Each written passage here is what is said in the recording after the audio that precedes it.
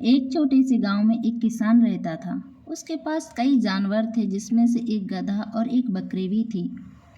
गधा रोज सुबह से लेकर शाम तक खेतों में भरी बोझ ढोता रहता था और मालिक का हर काम किया करता था। वह एक शांत, मेहनती और सहनशील था। दूसरी तरफ बकरी बहुत ही ज़्यादा चंचल, फुर्तीली, लेकिन उसको अपने आप पर बहुत ही ज़्यादा घमंड था। बकरी अक्सर गधे को देखती और मन ही मन हंसती। यह गधा कितना बेवकूफ़ है, बस काम ही किया करता है, ना कोई आज़ादी है और ना ही कोई मज़ा है। मैं तो पूरे दिन इधर से उधर घूमती रहती हूँ, हरी हरी घास खाती हूँ और आराम भी करती हूँ। उसे लगता था कि गधा एक कमज़ोर है, इसलिए मालिक उसे इतना काम करवाते हैं। एक दिन बकरी ने गधे से कहा, तुम इतने कमज़ोर हो कि मालिक तुमसे जो चाहे वो करवाता है।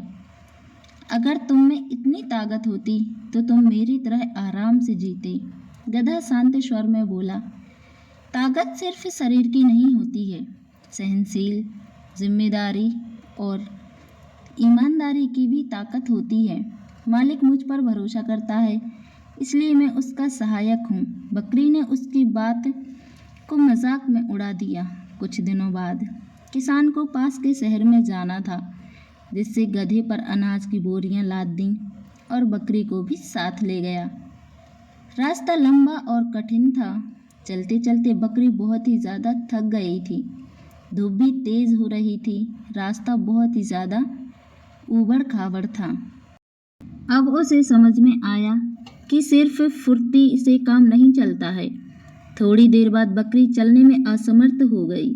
वह हाँफते हुए बैठ गई। किसान परेशान हो गया। तभी गधे ने धीरे धीरे अपने कदम रोके और बकरी के पास आकर खड़ा हो गया। वह पहले भारी ही बोझ ढो रहा था, फिर भी उसने अपने हिस्से का थोड़ा सा बोझ कम करवाकर बकरी के पास खड़े होकर उसे सहारा दिया, जैसे कह रहा हो, चलो हिम्मत मत हारो। बकरी को उस समय गधे की असली ताकत समझ में आई। वह ताकत जो सिर्फ शरीर की नहीं होती है, बल्कि दिल की थी। सहनशीलता, जिम्मेदारी और दूसरों की मदद करने की भावना की। उस दिन के बाद बकरी का एक घमंड टूट गया था, जो उसने अपने मन में बनाया हुआ था।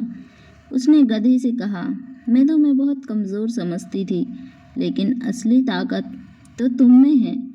तुम सिर्फ काम ही नहीं करते हो, बल्कि भरोसा निभाते हो और दूसरों का सहारा बनते हो। गधा मुस्कुराया और बोला, जो दूसरों का सहाय बनता है वही असली मजबूत होता है। उस दिन से बकरी भी मेहनत करने लगी और घमंड भी छोड़ दिया था। तो दोस्तों, हमें इस कहानी से यह सीख मिलती है कि बाहरी दिखावे में नहीं, बल्कि जिम्मेदारी निभाने में, धैर्य रखने में और दूसरों की मदद करने में ही होती है।